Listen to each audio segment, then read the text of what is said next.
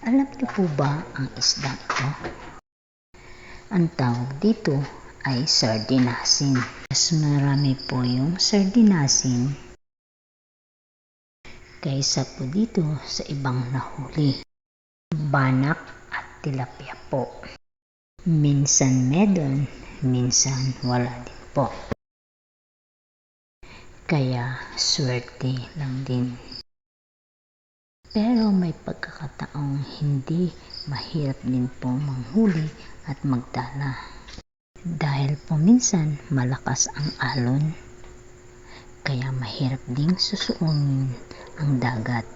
Napaka-blessed po pag napakadaming huli. Dahil po minsan lang po makahuli ng talaga pang ganoong kadaming isda. I'm happy at proud.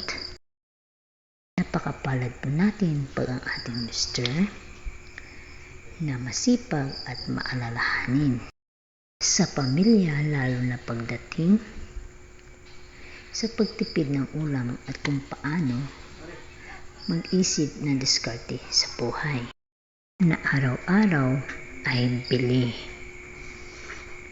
Yan mga kabishis. Iba-iba pong klase ang niluto ko po sa isda. May iprito at paksiw. At yung iba po ay dinaing ko naman. May 3 klase naman po ang aking niluto. Kaya mga kabishis, hindi po matatawaran ang halaga na isang taong iniisip kung paano ka at paano magkaroon ng pang-ulam.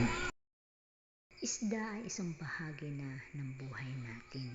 Sana po nakabigay na naman ako ng isang inspirasyon sa aking video. Maraming salamat sa patuloy na inyong pagsuporta ng mga video ko. God bless us all.